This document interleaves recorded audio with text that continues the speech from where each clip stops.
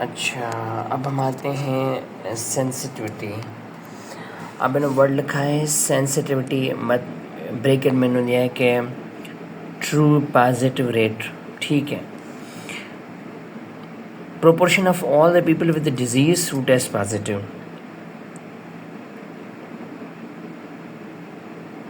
or the probability that when the disease is present the test is positive।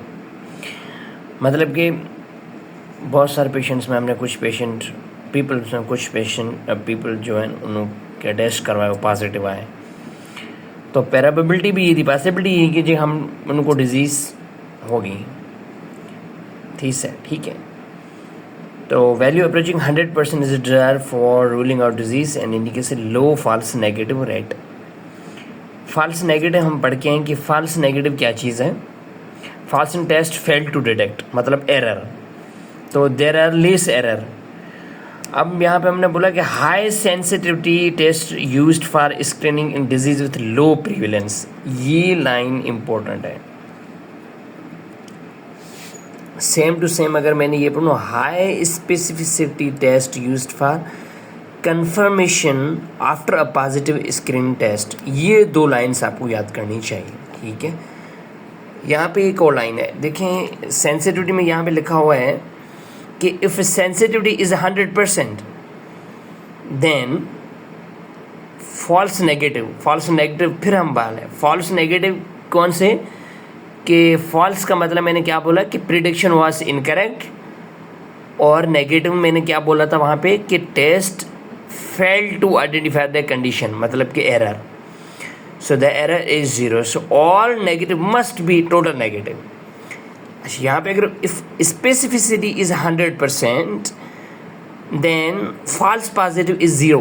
What is mean false positive? यहाँ पे again false positive का मतलब ये है कि एक ऐसा सिनेरियो जिसमें पेशेंट पॉजिटिव कंडीशन गलती से आइडेंटिफाई किया गया हो, उसको नेगेटिव करा दिया गया हो, ठीक है। तो यहाँ पे so all the positive must be total positive, so these are two lines too important.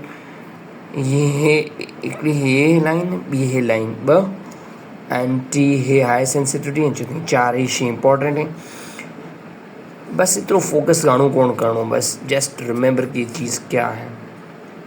Positive predict value, probability यानी पॉसिबिलिटी दैट ए पर्सन हुआ हैज़ ए पॉजिटिव टेस्ट उसको डिजीज ही होगी।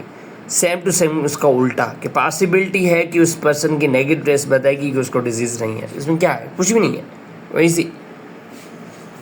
इसके बाद लाइक्लीहुड रेशियो, ठीक है, लाइक्लीहुड रेशियो, लाइक्लीहुड ये भी कंपैरिजन है।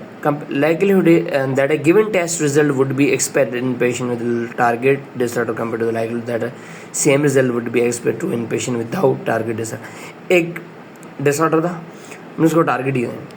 अब जिसको टारगेट डिसऑर्डर जो है, पेशेंट विथ टारगेट डिसऑर्डर और पेशेंट विदाउट टारगेट डिसऑर्डर, दोनों में पॉसिबल है कि दोनों में चीज़ें या जो हम एक्सपेक्ट करें वो सेम आ जाए, ठीक है। तो इसको ये वो इस तरह का रेशियो जो दोनों कंडीशन में सेम आए, तो इसको यही बोलते हैं। इसकी ये अगर फार्मूला पढ़ेंगे ये तो इट्स टू डीप, इतना कोई ज़रूरत भी नहीं है इसकी चीज़ की, ठीक है।